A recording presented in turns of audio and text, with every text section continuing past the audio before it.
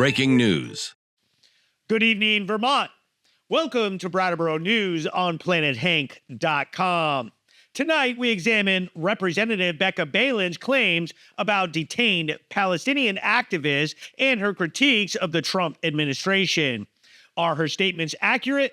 Let's investigate. On April 14, 2025, ICE detained Mohsen Madawi, a Palestinian activist and legal resident in Vermont. Representative Balint called the detention immoral, inhumane, and illegal, alleging it targeted Madawi's pro-Palestinian advocacy and likening Trump supporters to Nazi brown shirts. To have somebody say, we are just following orders, that is what they said in Nazi Germany. That is what people said when they were listening to the Gestapo.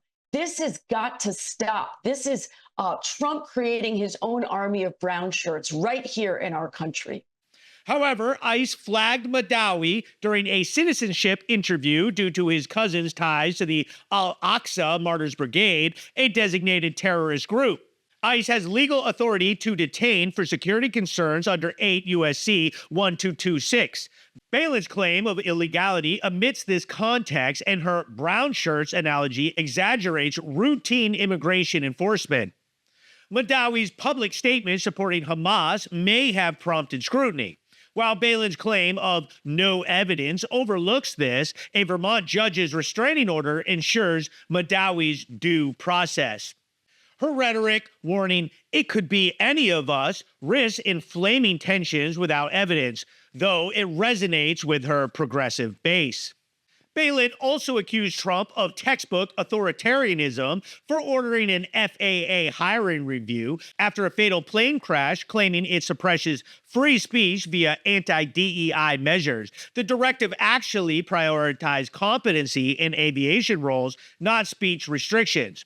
At a Bellows Falls town hall, Balint warned of an $880 billion Medicaid cut, though no finalized plan exists, and House Speaker Michael Johnson denies targeting Medicaid. Balint's framing of budget talks as a subversion of checks and balances inflates routine policy debates. No one has talked about cutting one benefit in Medicaid to anyone who's duly owed. What we've talked about is returning work requirements. So, for example, you don't have able-bodied young men on a program that's designed for single mothers and the elderly and disabled. They're draining resources from people who are actually do that. So if you clean that up and shore it up, you save a lot of money and you return the dignity of work to young men who need to be out working instead of playing video games all day. On the left, supporters of Balint argue her stance defends free speech and immigration rights, highlighting concerns about overreach in ICE detentions and Trump policies, which could disproportionately target marginalized groups. On the right, critics contend that national security justifies scrutiny of individuals with ties to terrorist groups, and Balint's rhetoric oversimplifies complex immigration and policy issues, potentially undermining public safety. Balint's fervor is evident, but her exaggerated rhetoric often overshadows facts. For more, make sure to subscribe to me on social media. I'm Hank with Brattleboro News and PlanetHank.com.